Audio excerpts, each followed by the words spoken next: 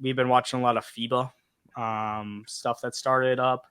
I've been enjoying there's a lot of the friendly scrimmages that went on between the select team and the regular roster, which we've spoken about already, about those rosters and different players, which you can check out those videos on the previous podcasts and our clips on the FIBA. But during the scrimmages, it seems like Cade Cunningham was dominant compared, like he was the best player on the court, which was good to hear. I'm glad that he's rehabbing well and he looks back to his old self, because Cade, if he can be that type of offensive player in the regular season, like he can be he'll be special if he can get to that level. Yeah, we saw some cool things from the scrimmages for sure. I know I've definitely been keeping up with all the Team USA stuff pretty closely, like the practices, the scrimmages, what kind of lineup Steve Kerr has been going with in those practices. And yeah, I mean, from what I read is Steve Kerr, he like at all times he's going to either have Brunson or Halliburton on the court, which I think we kind of expected. Yeah. And then he's also going to have either Walker Kessler or Jaren Jackson on the court at all times. Makes sense. And probably not play them together. So the first day of the scrimmages, when the regular team would play the select team, Steve Kerr went with a lineup of Brunson, Bridges, Ingram, Cam Johnson, Jaren Jackson. Yeah, no Ant. And when that team played the select team, that the main roster struggled quite a bit, I hear. Cade Cunningham, like you mentioned, has looked super, super good in the scrimmages. I've watched a lot of film of him in the scrimmages. He looks super in control of all time. The jumper is really looking good from him. The handle, he's a big guard. He's strong. He's pretty much like, he's only 21, 22, and he has the strength and size to keep up with like a lot of the older, bigger players that he was taking off the block to the rim. Yeah, which is why Cade has such high upside, is because he's so big and he's so strong. He's such a skilled passer. He's so big, and he's someone that's actually sneaky athletic, because he doesn't use his burst, because he's so at his own tempo and he's just smooth. And I was watching the scrimmage film, and it doesn't even look like he's trying. Like, it almost looks casual, just dribbling up and down the Shea court. like. Yeah. A little like a Shea, Luka. Yes. It's beautiful to watch. Yeah. Yeah. And then when what I saw, which definitely I was happy to see as a Wolves fan, when Kerr shook up the starting lineup a little bit and he took out Cam Johnson, moved Bridges and Ingram down and put in Ant, the main team went undefeated against the select team, which is like, that's what they're supposed to do in theory. Yeah. But, and I think for the actual tournament, when it starts, it's pretty likely that Brunson, Edwards, Bridges, Ingram, and Jaren Jackson is the starting five that Kerr goes with full time. Yeah. I do want to talk about Jaren Jackson. He was voted the best outstanding player. Yeah. Yep. Huge news if you're a Grizzlies fan, because with Jaws suspension, a lot of load is going to be on Jaren Jackson to carry the offense, and he looks ready. And even watching the Puerto Rico scrimmage, he looked very comfortable on the block, and I feel like they went to him actually when they were down or they needed a bucket early on. They went down early. I can't remember the exact score, but it was like, oh, Team USA does not look good, and they just fed it to Jaren 3 possessions in a row, bucket. Yeah, that's kind of what happened when in the third quarter, like halftime. Like the first half, it was really like neck and neck pretty much the entire way. Yeah. And then, like you said, in that third quarter, they started going to Jackson a lot more with the post-ups. Edwards had like, I think 7 or 8 straight points almost in that third quarter too. The offense really started to click and kind of get things going.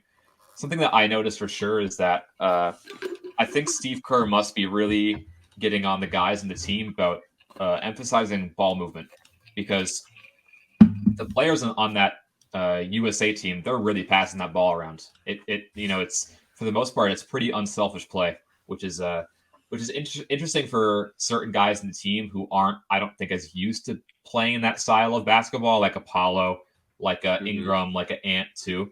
seeing them kind of open up their playmaking a little bit in their passing in a way we haven't seen before on their usual teams. And that's something I actually want.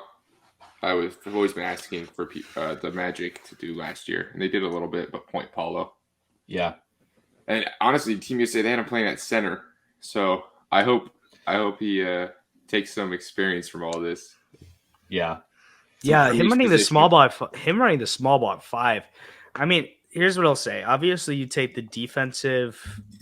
I said this when we were watching the games because we were watching the games kind of all along together, talking while it was going. And I said, I was like, I'm not taking too much defensive impact into like when they're playing Puerto Rico, but like Paulo looked good on defense as a small ball 5. Obviously, the guys they're playing aren't like real NBA level bigs, but he looks like he can handle himself a little bit. I mean, he's not a small player, 6'10", wide frame, long arms, and he's athletic. I don't think a small ball 5 is out of the realm. I think he's someone that he's a really advanced skill set, and I really want him to dabble into it because Orlando has some, even with Franz as well, they could have the scary skill set in the wings. Yeah. Do you have any other thoughts on FIBA at all? I want to talk about Austin Reeves.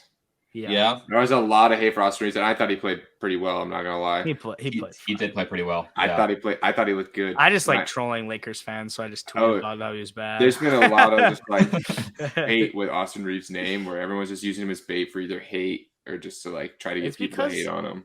It's not his fault because it's like he's good. Like Austin Reeves is actually really he is really good. Yeah. But he gets put in these conversations where it's just like you're good but you're not that good. No.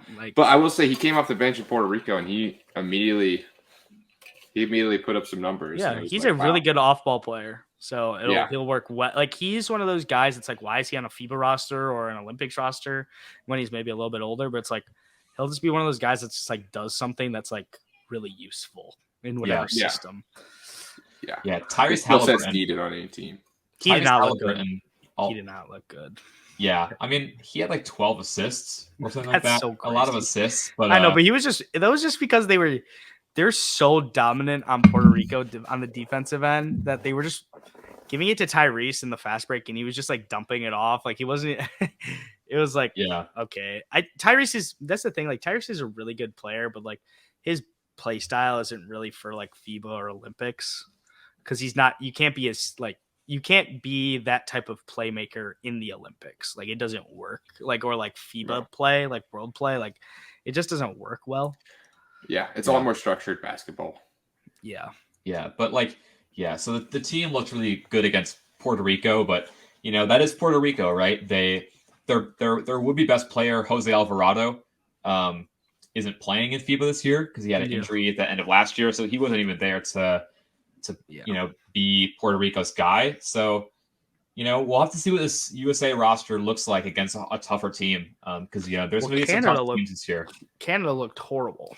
But I am pretty confident that they'll. Also, I'm pretty sure Jamal Murray didn't play, and I don't think Shea played either. Yeah, and Germany's a solid roster, so it's not like they're. Their defense was crazy.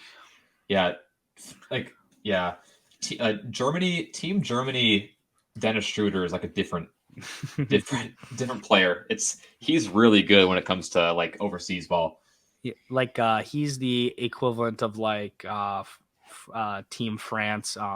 What's his name? Evan Fournier. Yeah, dude, that one Evan Fournier performance was crazy a couple years ago. Yeah. Okay. Well. So FIBA's still going on. It's really the only basketball going on. But it's been pretty fun to watch too, and don't get it twisted. People always hate on because the new age guys are taking over these Olympics and Team USA rosters all around. But USA still runs this basketball stuff. Okay, so let's not get it twisted. All right. All right. So next thing is some trade rumors.